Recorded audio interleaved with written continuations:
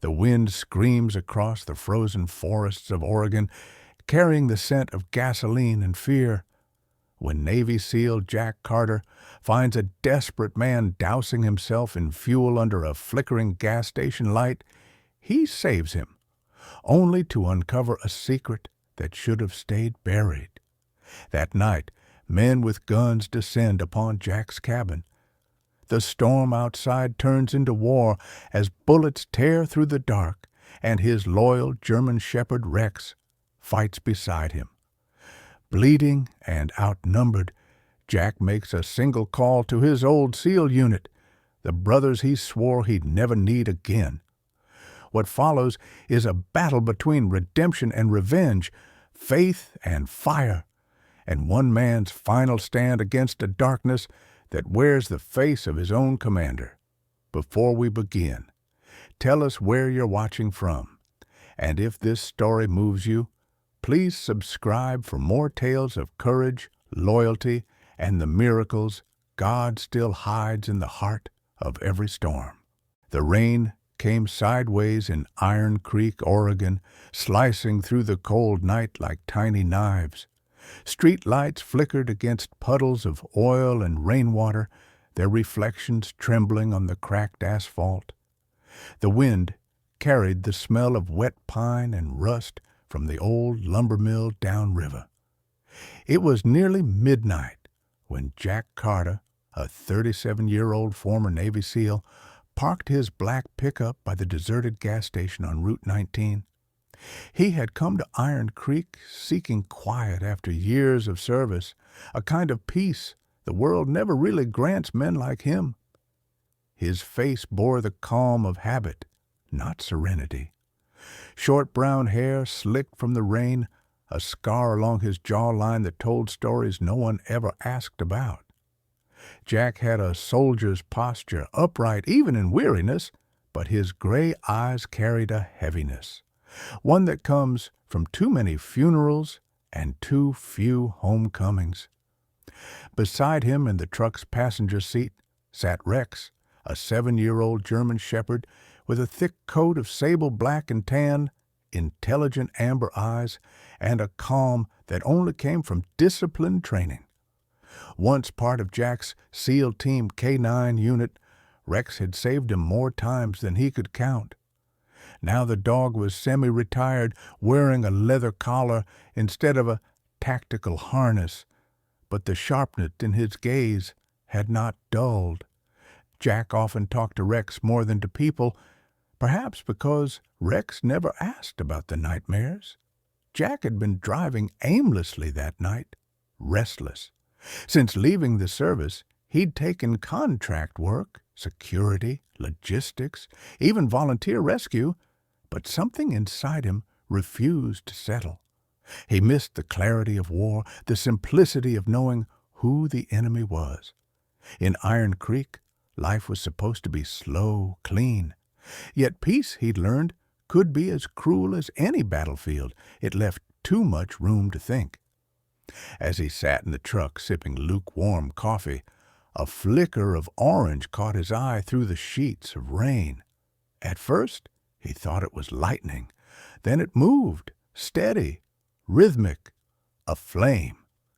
Jack narrowed his eyes, leaned forward. Someone stood near the gas station canopy, barely visible through the downpour, pouring something dark from a red plastic canister over their own shoulders. The liquid caught the dim light like mercury. "Stay," Jack told Rex, voice low but firm. He grabbed his jacket, stepped out into the storm. The man in the rain was middle-aged, maybe late 40s, tall but gaunt, with a patchy beard and trembling hands. His coat was soaked, hanging like wet paper. When Jack got closer, he saw the man's eyes, bloodshot, unfocused, and full of the kind of despair that makes men stop caring about the next breath. The stench of gasoline cut through the rain. "Hey!" Jack shouted over the wind. "Put the can down!" The man flinched, but didn't turn around. His voice came cracked and hollow.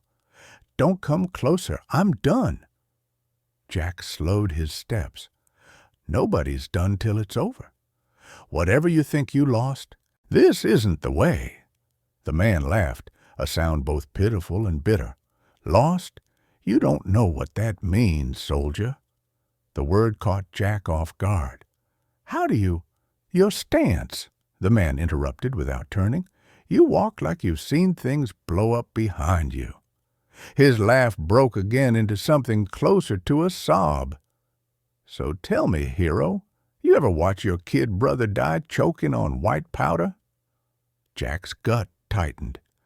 You don't have to do this. The man finally turned. His name, as Jack would learn later, was Earl Donahue. His face was drawn and pale, the color of unbaked clay. His dark hair clinging to his forehead. His eyes, muddy green, were haunted, yet strangely defiant.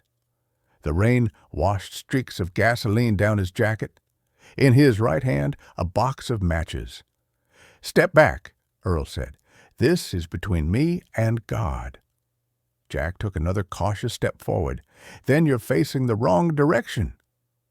Something in Earl's expression faltered, a flicker of confusion under the despair. Jack used that heartbeat to move closer. "What's your brother's name?" he asked softly. Earl blinked through the rain. "Mikey. He was 17. Took one hit of the stuff they cooked in the woods up north. Black Mesa, they called it. Said it would make him feel alive." His lips trembled. "He died screaming." Jack froze. The name, Black Mesa, wasn't new to him. It was the same cartel he'd heard whispered about during his last deployment, a syndicate that trafficked not only drugs but ex-military weapons. He had thought they were overseas operations. Hearing it here, in this quiet Oregon town, turned his blood cold. "Who gave him the stuff?" Jack asked. Earl's laugh turned sharp. "You wouldn't understand. They run everything here. The cops bought, the mayor scared. They came after me when I tried to talk, burned my shop, killed my dog. You think I got anything left worth saving?" Rain hammered the ground. Jack could feel the gasoline smell growing thicker. One spark, and both men would be ash. "Listen to me," Jack said quietly, stepping closer, his voice lowering into the calm authority that used to command teams under fire. "You want justice for your brother? You don't get it by dying. You get it by fighting." Earl's grip on the matchbox trembled. For a second, the man's face softened, then hardened again. "Fight who? The devils who own this town?"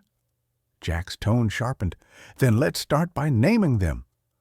Something broke in Earl's posture. His shoulders collapsed. He dropped the matchbox. It fell into a puddle, hissing harmlessly. He sank to his knees, sobbing, hands covering his face. Jack exhaled slowly, moved forward, and knelt beside him. Rainwater mixed with gasoline, forming swirling colors around them. "It's over," he murmured. "You're not alone." Behind him, Rex barked once, a deep, commanding bark that seemed to slice through the storm.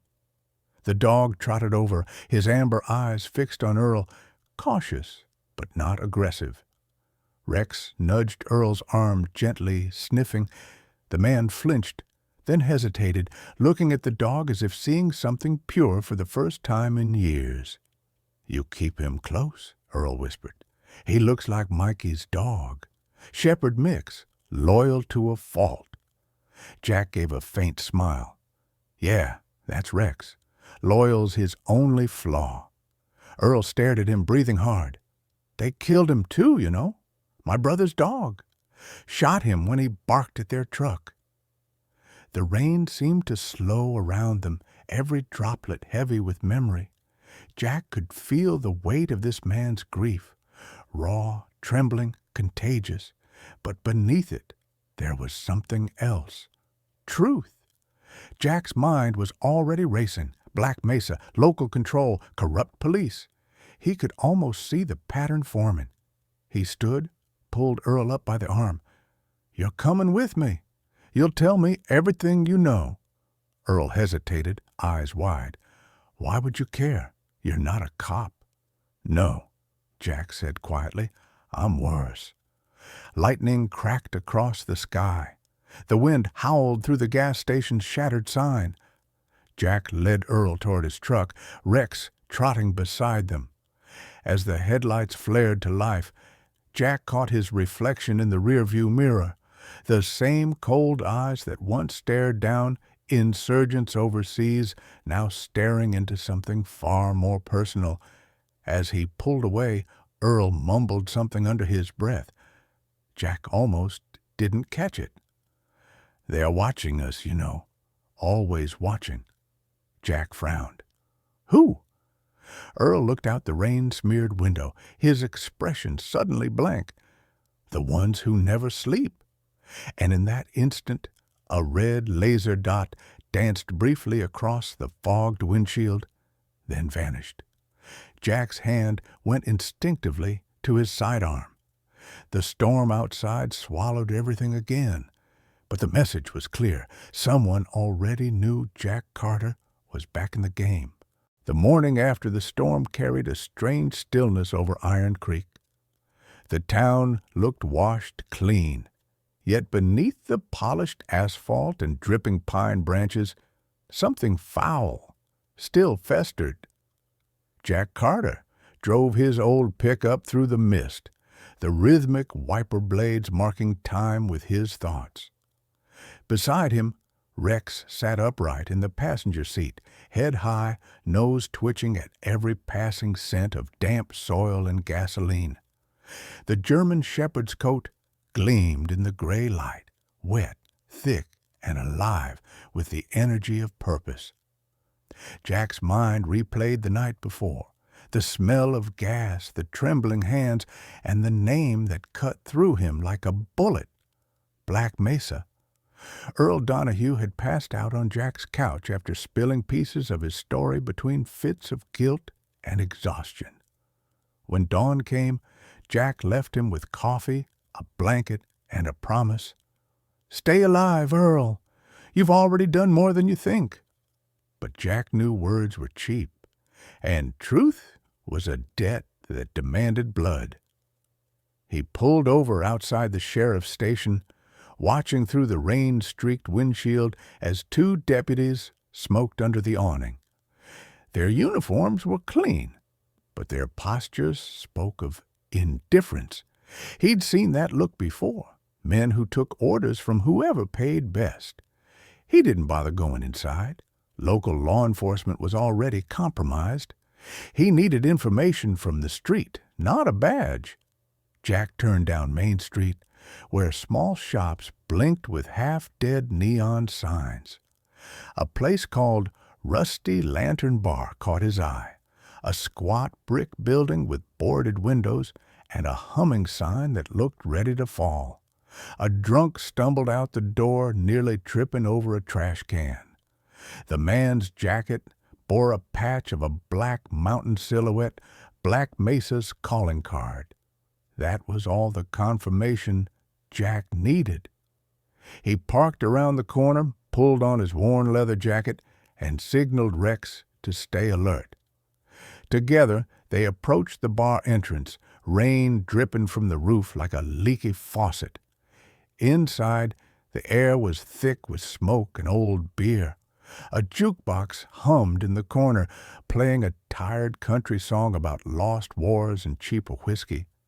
Behind the bar stood Ray Collins, the owner, a man in his mid-50s with a body built like an old oak, thick arms covered in faded tattoos of anchors and eagles. His once blond hair had turned to a washed-out gray, and his left eye twitched every few seconds, a souvenir from some bar fight long ago. His voice, when he spoke, was gravel mixed with tar. "We don't open till noon." Jack smiled faintly. "Good thing I'm not here for the beer." He took a seat anyway, Rex lying at his feet. The other patrons, 3 men in flannel and 1 woman with a cigarette and dead eyes, watched them from the dim corners of the room. Ray leaned forward, wiping the counter with a rag that looked dirtier than the surface it cleaned. "You're not from around here?" "Just passing through," Jack said, eyes scanning the walls. He spotted a set of photographs pinned behind the counter, hunters posing with rifles, a few trucks, and 1 picture that didn't belong. A group of men standing beside crates marked agricultural equipment in Cyrillic script. He knew Russian export seals when he saw them. Ray noticed his stare. "You lost, friend?" Jack turned back to him. "I'm looking for whoever runs the shipments through the old logging roads north of town. Name I heard was Black Mesa." The bar fell silent. Even the jukebox seemed to hesitate. The woman at the corner crushed her cigarette and slipped out the back door. Ray's hand disappeared beneath the counter. Rex growled low, ears forward, muscles tensing. Jack didn't move. "Easy," he said, not sure if he was talking to the dog or the man. Ray's hand came back up, holding a sawed-off shotgun. "You should leave, soldier. That name doesn't get spoken in this town." Jack's calm was unnerving. "I don't scare easy." For a second, the world balanced on a breath. Then chaos erupted. One of the men at the table lunged, swinging a bottle. Jack ducked, the glass shattering against the wall. Rex leapt, tackling the second man to the ground, teeth flashing. The third tried to draw a pistol, but Jack was faster. His elbow crashed into the man's jaw, sending him sprawling. In a blur, Jack twisted the shotgun from Ray's grip and slammed him against the bar. "Talk," Jack said coldly. "Now." Ray's nose bled freely, but he smirked through it. "You think you're the first hero to walk in here asking questions? They buried the last one near the quarry." Jack pressed the shotgun barrel against his chest. "Then I'll make sure you're the last one they ever send." Ray's grin faltered. He spat blood, then muttered, "North of town. Old storage warehouse near Miller's Creek. That's where they move the product. But you won't get close. They've got ex-military guarding it. Not the kind you can scare with a badge." Jack leaned closer. "Good thing I don't have one." He dragged Ray outside through the rain, shoving him into the back of the truck. The other patrons scattered like rats. Once they reached the abandoned warehouse he used as a temporary base, Jack tied Ray to a chair and left Rex to watch him. The dog sat in front of the captive, quiet, eyes glowing gold in the dim light, judgment in canine form. As the hours passed, Ray's defiance began to crack. "You don't get it," he muttered. "Black Mesa isn't just a gang. They've got people everywhere. Cops, drivers, even military vets. The man running it? He used to be one of you." Jack's pulse quickened. "Name." Ray hesitated, sweat beading on his forehead. "Bennett.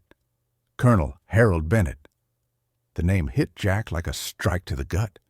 Bennett, his former commanding officer from Afghanistan, the man who'd taught him discipline, who'd signed his discharge papers, who once said, "War never ends, it just changes its shape." Jack stepped back, his breath slow, deliberate. The betrayal was almost personal. Ray looked up, sensing he'd hit a nerve. "See? Now you understand? You go against him, you're dead before sunrise." Before Jack could reply, Rex's ears shot up. The dog turned toward the warehouse doors, growling. Headlights flashed through the cracks, vehicles approaching fast. Jack moved to the window and saw 3 black SUVs rolling through the rain, their beams cutting across the yard like knives. "Looks like your friends found you," Jack said, voice low. Ray's smirk returned. "Told you, they never let a mouth stay open for long." Jack grabbed his rifle, chambered around, and crouched beside the window. "Rex, guard him!" The dog took position, hackles raised, ready to strike. Outside, the SUVs skidded to a stop. Doors opened. Silhouettes emerged, men in tactical gear, moving with precision, ex-soldiers. The rain masked their approach, but Jack could hear the metallic clicks of safeties switching off. He glanced once at Ray. "You better start praying they shoot straight." A moment later, the first bullet shattered the window. Gunfire tore through the night like thunder splitting the bones of Iron Creek. The warehouse shuddered as bullets shredded the walls, sparks flashing against steel. Jack Carter dove behind a stack of oil drums, his rifle tight against his shoulder, breathing in short, controlled bursts. Beside him, Rex crouched low, ears flattened, eyes locked on the door, growling deep from his chest like the sound of an engine ready to roar. "Stay close, boy," Jack whispered. Another round punched through the metal above their heads. The air smelled of cordite and rain. Through the cracked window, Jack saw 3 silhouettes moving with practiced precision. Former soldiers, no doubt, the kind that fought for money instead of flag. They wore black tactical suits, helmets with night vision lenses gleaming faint green in the darkness. He could tell by their stances these weren't gangsters. They were trained men, disciplined. Jack tossed a smoke grenade toward the door. It clattered once, hissed, and filled the room with thick gray fog. "Rex, out!" The dog sprinted toward the side exit, agile even under pressure. Jack followed, diving through the narrow doorway as bullets chased him. They burst into the open yard, the rain slashing sideways. Jack fired twice. One figure dropped. Another took cover behind a truck. Rex lunged at a third man emerging from the shadows, his teeth sinking into the attacker's arm. A scream cut through the storm. Ray Collins, still tied to the chair inside, shouted something muffled. Jack ignored him. He sprinted toward the truck, reloading mid-stride, his wet boots slamming the gravel. One of the mercenaries swung around the corner, a tall man with a buzz cut and a jagged scar slicing across his cheek. His name, as Jack would later learn, was Victor Kane, a 38-year-old ex-Army Ranger discharged for brutality during overseas missions. Victor's eyes were cold gray, almost colorless, the kind that didn't blink under fire. He smirked when he saw Jack. "Carter," Victor called over the rain. "The colonel sends his regards." Jack froze. "Bennett." The confirmation hit like a hammer. Victor raised his rifle. "He says you were always too sentimental to survive." The gun roared. Jack rolled behind the truck, the bullet grazing his shoulder, heat slicing through muscle. He returned fire, 2 precise bursts. One hit Victor's armor plate, spinning him back. But the man didn't fall. He laughed, low and guttural. "You shoot like you still care who dies." Rex barked sharply, charging again. But another merc fired from the side, and the dog yelped as the bullet grazed his flank. Jack's fury surged. He fired until the magazine clicked empty, forcing the remaining attackers to retreat. Then silence returned, broken only by the rain and Rex's heavy breathing. Jack knelt beside the dog, checking the wound, shallow but bleeding. "You're fine, soldier," he murmured, wrapping it quickly with a strip of cloth. Rex's amber eyes met his, steady, trusting. Inside, Ray Collins shouted again. Jack rushed back, only to find the chair empty, ropes cut clean. A back window shattered open. Ray was gone. "Damn it!" Jack growled. He knew what that meant. Ray had been an informant for both sides. He'd probably signaled them before the ambush. Jack looked around, found the tracks, muddy prints leading north, toward the bridge by the river. He grabbed his rifle, nodded to Rex. "We finished this." They followed the trail through the rain. The Iron Creek Bridge loomed ahead, its rusted girders rising from the mist like the bones of some drowned giant. The river beneath churned dark and cold. Street lights flickered, casting uneven pools of light along the asphalt. Jack could make out movement near the railing, Ray limping, clutching his arm. "Stop!" Jack's voice carried through the storm. Ray turned, face pale, eyes wide with fear. "I didn't have a choice," he shouted back. "They've got people everywhere. You can't beat them." Jack raised his gun but didn't fire. "You sold us out." Ray's jaw trembled. "Bennett owns half this town. You think you can fight a ghost?" Before Jack could answer, a shot rang out. Ray's chest exploded red. He staggered, eyes shocked, and collapsed against the guard rail. Jack dropped flat behind a pillar as the sniper's echo rolled through the valley. The bullet had come from the tree line across the river. He scanned the darkness, catching a faint muzzle flash, one, then gone. Rex barked furiously, wanting to charge, but Jack held him back. "No, stay. It's a trap." He crawled toward Ray's body, keeping low. The man was still breathing faintly, blood mixing with rainwater on the concrete. Jack pressed a hand to his wound. "Who pulled the trigger?" Ray coughed, crimson froth at his lips. He's coming for you next." His voice broke. "You don't know what he turned into?" Then his eyes rolled back, and he was gone. Jack stared at the corpse for a long moment, feeling nothing and everything. The storm roared louder, as if swallowing the dead. Bennett's name burned in his mind like a curse. The man who once taught him honor now commanded killers. He dragged Ray's body off the main road, covering it with a tarp from a nearby construction site, then turned toward the sound of the river. His shoulder throbbed where the bullet had grazed him earlier. He needed to move, find shelter, patch up Rex and himself before the next wave came. They crossed under the bridge, where runoff cascaded down like liquid glass. Beneath the structure, the air smelled of rust and algae. Jack leaned against a pillar, catching his breath. "We'll rest for 5 minutes, then head south," he muttered. But Rex growled softly, ears pricked toward the darkness ahead. Jack followed the dog's gaze.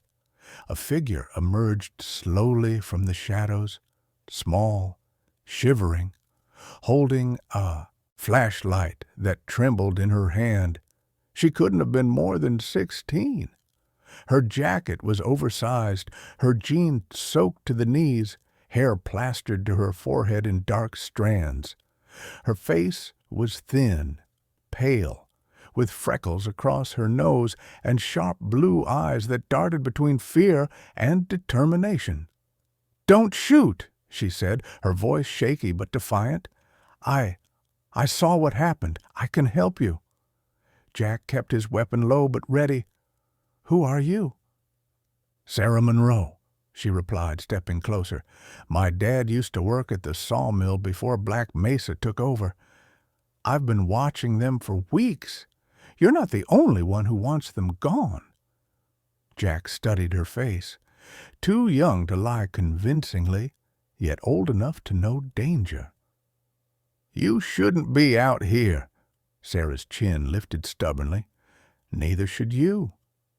She nodded toward the forest. "They've got a new shipment coming tonight. Drugs, guns, maybe worse. You'll never reach them without help."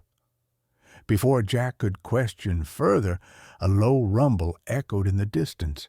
Engines, not cars this time, heavier, military, trucks. The sound grew louder, bouncing off the concrete beneath the bridge. Jack's pulse quickened. "We're out of time." Sarah's eyes widened. They found you already?" Jack looked down at Rex, who was already tense, ready to move. He turned back to her. "If you're coming with us, you better move fast."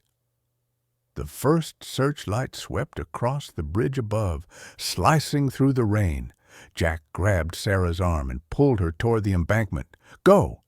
Behind them, engines roared closer. Rex barked once, sharp and fierce. The girl stumbled, but kept pace, clutching her flashlight.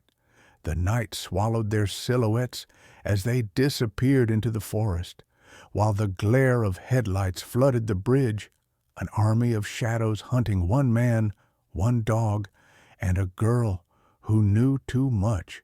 The rain had turned to mist by the time Jack Carter, Rex, and Sarah Monroe reached the forest's edge. The sky was a dull gray, light bleeding weakly through the clouds. Iron Creek's wilderness stretched before them, miles of pine trees swaying under the cold wind, wet earth soft beneath their boots. Jack's shoulder throbbed from the bullet graze, but he pushed on, keeping his rifle close and eyes sharper than the dawn. Rex moved ahead, limping slightly but alert, his ears twitching at every rustle of branches. The girl followed, her breath quick, flashlight tucked into her jacket pocket. "Where are we going?" Sarah asked, voice low. Jack didn't look back. "Somewhere they won't think to look. You said your family used to live near the old sawmill?" Sarah nodded. "South Ridge, near the river bend. There's a cabin. My mom and little brother left town years ago, after he died." Jack caught the tremor in her voice but said nothing. He'd learned long ago that silence could be kinder than sympathy. They trudged through mud and roots until the trees thinned, revealing a clearing wrapped in fog. In the center stood a weathered cabin, its roof sagging under years of neglect. Smoke no longer rose from its chimney, but a few rusted tools still hung by the porch. Jack scanned the perimeter, then motioned for Rex to circle the house. The dog sniffed cautiously, tail stiff, before returning with a low bark. "Clear." Jack pushed open the door. It creaked like an old wound reopening. Inside, the air was heavy with dust and pine resin. A single oil lamp sat on a crooked table beside a torn family photograph. "Your father?" Jack asked, nodding toward the picture. Sarah stepped closer. Her eyes softened. "Yeah, his name was Allen Monroe. He worked at the Iron Creek sawmill. Honest man, too honest. When he found out the mill was laundering money for Black Mesa, he tried to report it. They called it an accident when a logging truck ran him off the road." Jack's jaw tightened. "Bennett's reach goes back further than I thought." Sarah sank onto the old couch, hugging her knees. "People here don't talk about it. They're scared.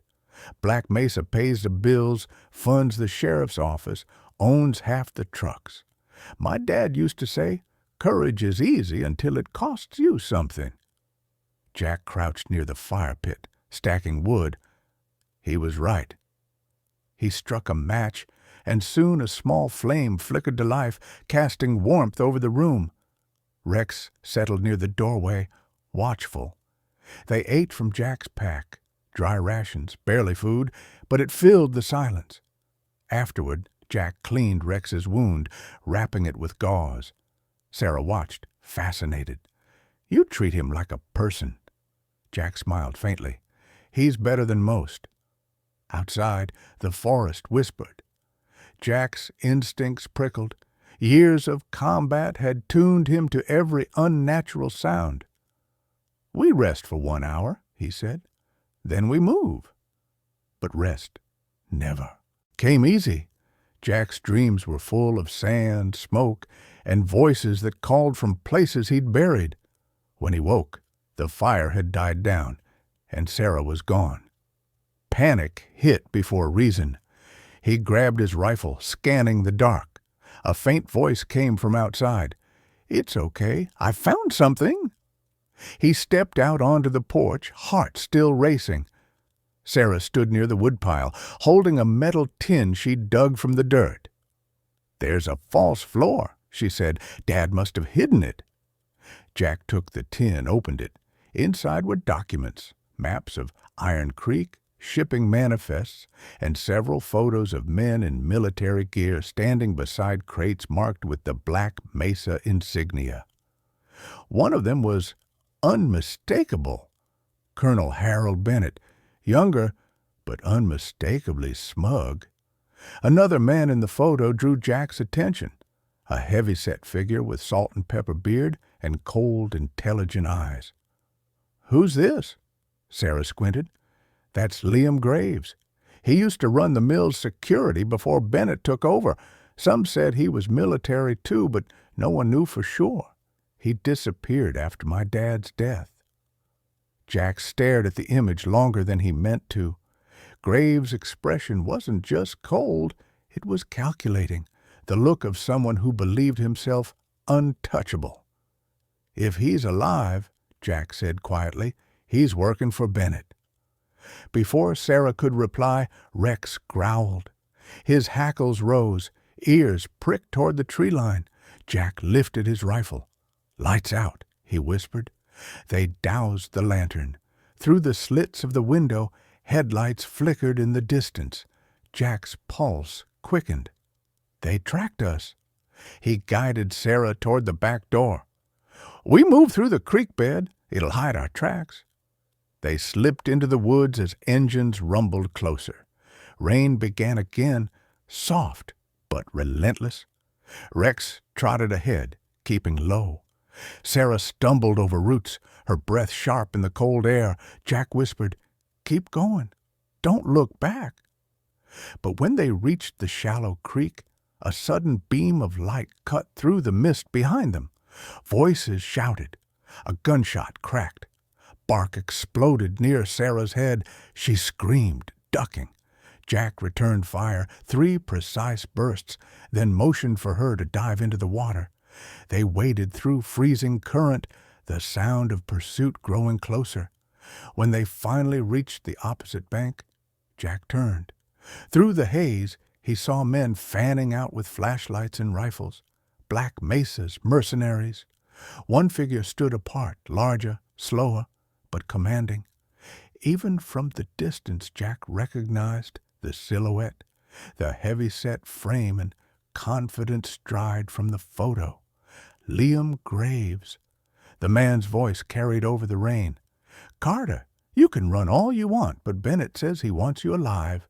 The girl, though, she's optional." Sarah gasped softly, realizing her name was now on their list. Jack gritted his teeth. "They found us faster than I expected." Graves raised his radio, laughing. "You never should have come back, Seal." Jack pulled Sarah behind a boulder, whispering, "We can't outrun them in open ground. We need to split." Sarah's eyes widened. "No, I won't leave you." "You'll do what I say," he hissed, gripping her shoulder.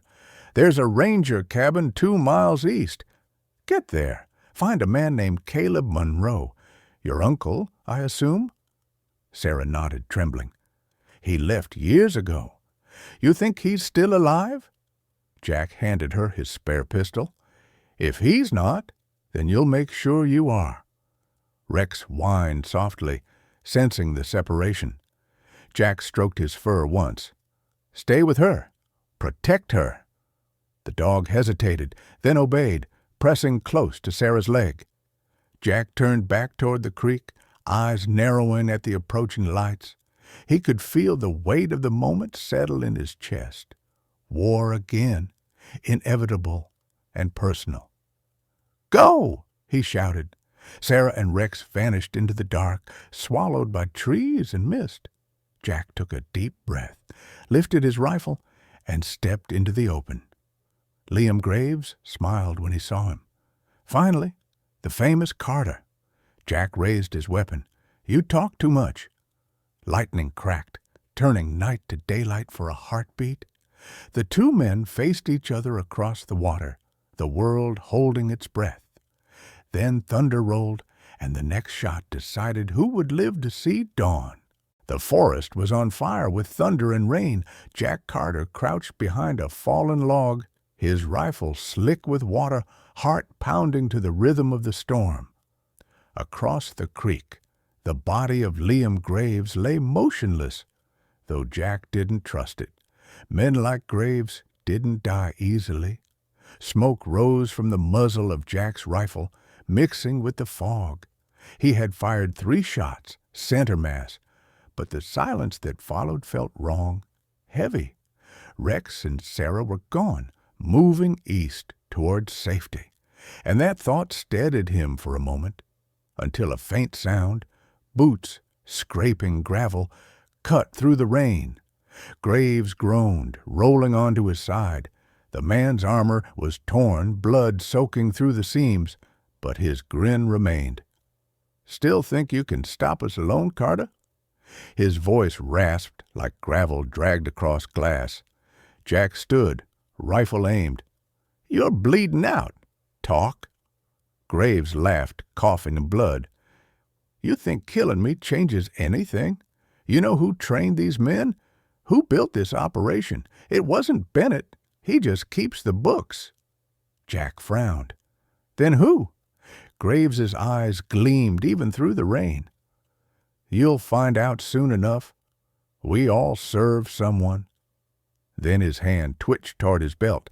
Jack fired once, clean, silent. The bullet took him before the lie could.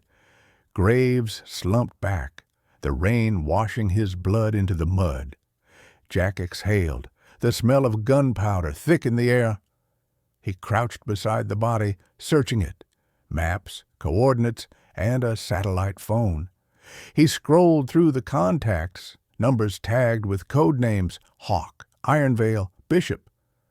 But one caught his attention. Call Bennett, Safe House 09. Jack's hand clenched around the phone, so the colonel was close. He limped back through the forest, the wound on his shoulder burning. His mind was sharp, calculating. If Bennett was running a command hub, it would be off-grid, something military-grade, hidden near transport routes. He remembered Sarah's map and the old airfield south of Iron Creek, abandoned since the 1980s. It would make perfect sense. By dawn, Jack reached a deserted ranger outpost. Inside, the air smelled of dust and cedar. A long unused radio sat on a desk beside a faded U.S. Forest Service flag. He powered it up using a spare battery.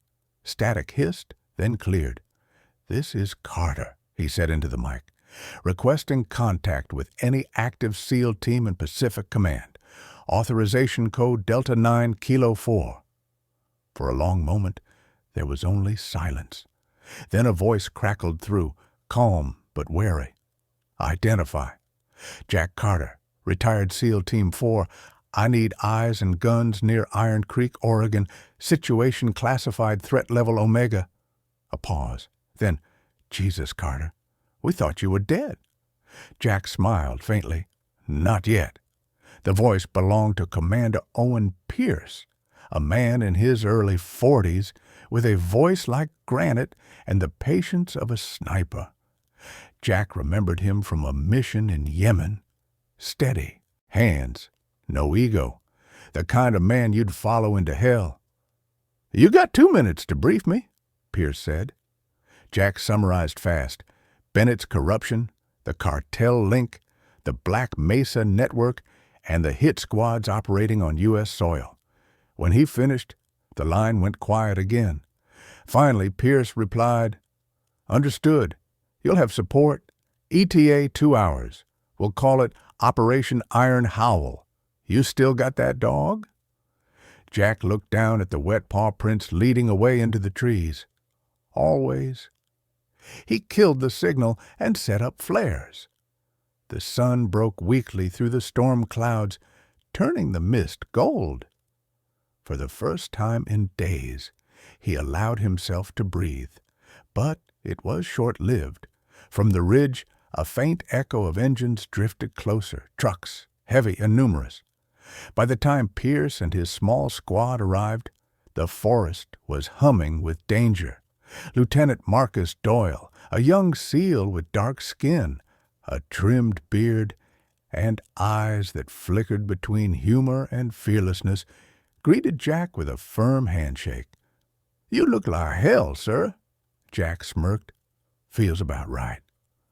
Doyle gestured toward the two others, Sergeant Lucas Hayes, broad-shouldered with a scar splitting his eyebrow, and Corporal Nina Voss, the team's tech expert, a woman in her late 20s with sharp blue eyes, cropped blonde hair, and a steady, pragmatic calm. "We tracked your signal from 2 states over," she said, checking her drone tablet. "Whatever's in those woods isn't small. Thermal shows at least 30 heat signatures near that airfield." Jack nodded. "Then we don't have much time." Pierce appeared beside them, his gear pristine despite the mud. His face, weathered and lined, spoke of years commanding men through impossible odds. "Carter," he said quietly, "this isn't sanctioned. You understand?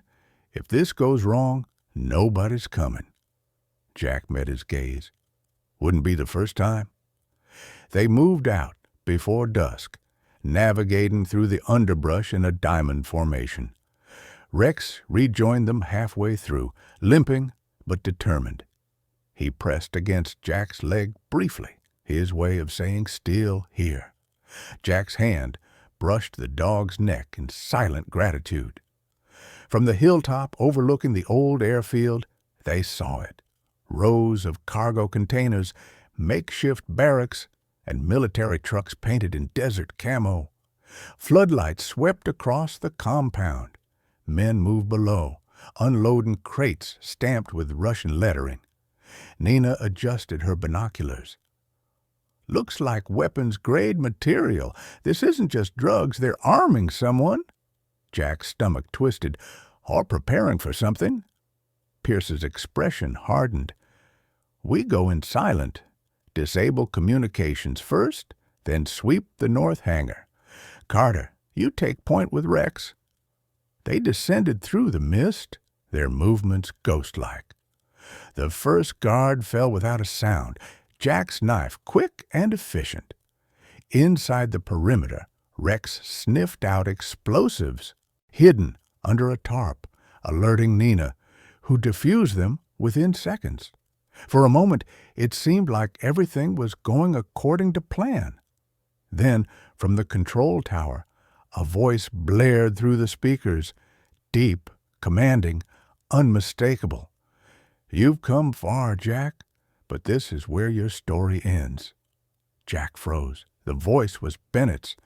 The floodlights flared to full brightness, blinding them. Gunfire erupted from all sides. The night exploded into chaos. Marcus went down first, hit in the shoulder, gritting his teeth as Nina dragged him behind cover. Pierce barked orders, returning fire. Jack moved like instinct, pulling Rex into the hangar. Inside, he found rows of crates stacked high, and at the far end, a shadowed figure watching him.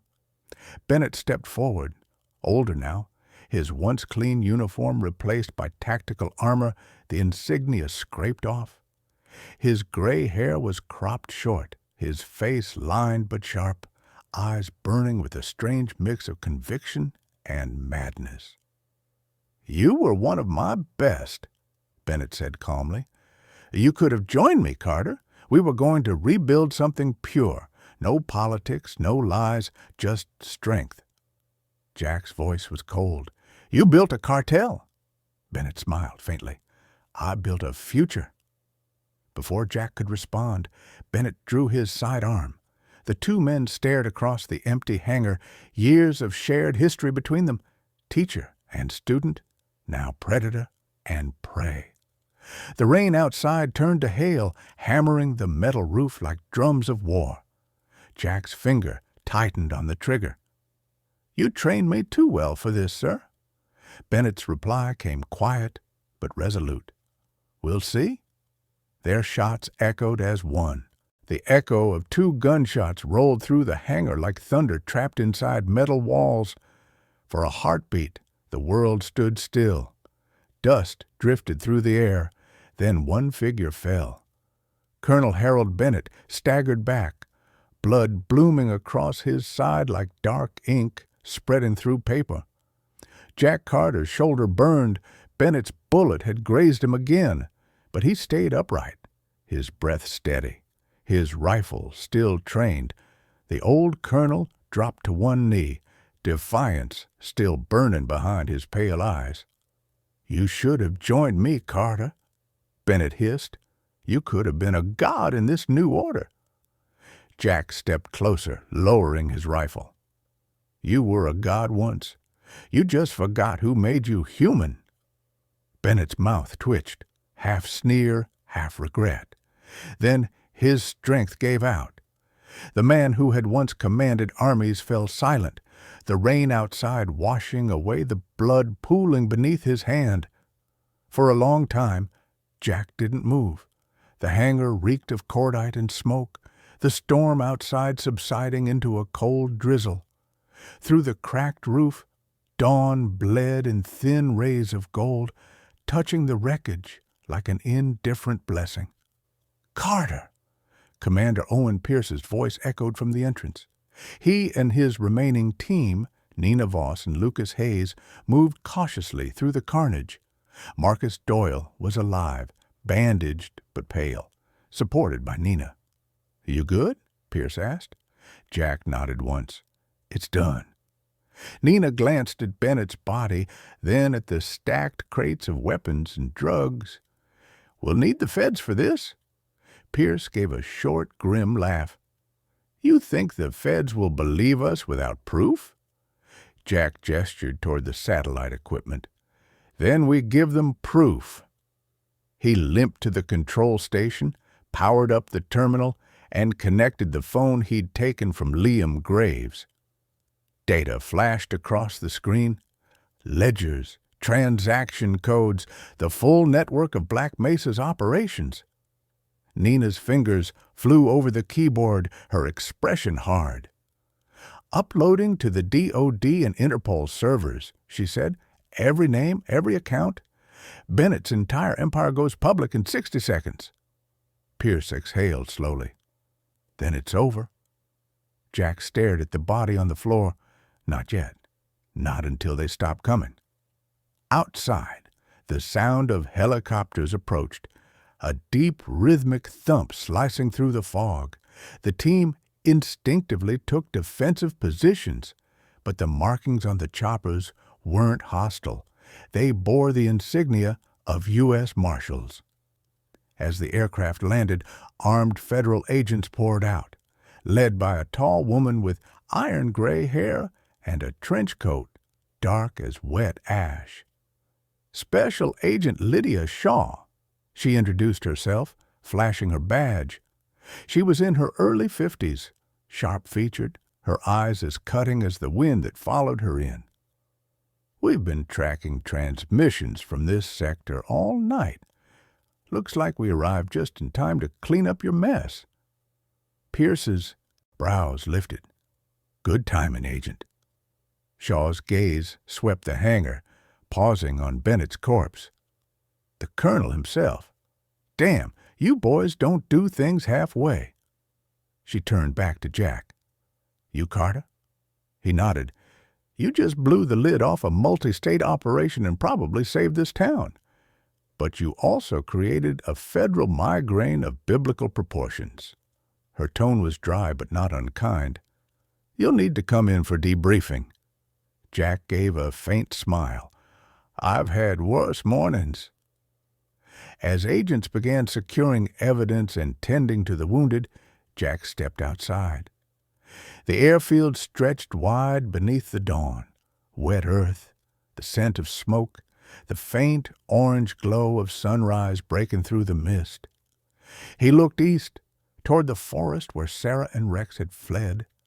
Moments later, movement caught his eye. A figure emerged through the haze, small, bundled in an oversized jacket, with a familiar shape trotting beside her. Sarah Monroe. Her hair was soaked, plastered to her cheeks, but her eyes were alive with relief. Rex bounded ahead, barking once, tail wagging furiously. Jack dropped to one knee as the dog reached him, pressing his forehead to Rex's, murmuring, "Good job, soldier." Sarah approached, breathing hard. "We saw the helicopters. I didn't know if you were—" Jack stood, wincing from his shoulder wound, and gave her a tired grin. "Still breathing." She looked around at the soldiers, the agents, the wrecked hangar. "So it's really over?" Jack's gaze followed hers. "For now." He paused, then added quietly, "Your father would have been proud of you." Her eyes welled up, but she held steady. "He used to say light doesn't scare the darkness. It just makes it easier to see." Pierce joined them, wiping grime from his face. "We've got orders to evacuate. Airlift in 10. Jack nodded, but his eyes stayed on the horizon. "Take them first. I'll follow." When the choppers lifted, carrying Pierce and the team toward the rising sun, Jack remained by the runway, alone with Rex and Sarah. The sky above Iron Creek was turning gold now, the storm finally broken. The air smelled of pine, rain, and something new. Possibility. Sarah tugged at his sleeve. "What will you do now?" Jack looked down at her.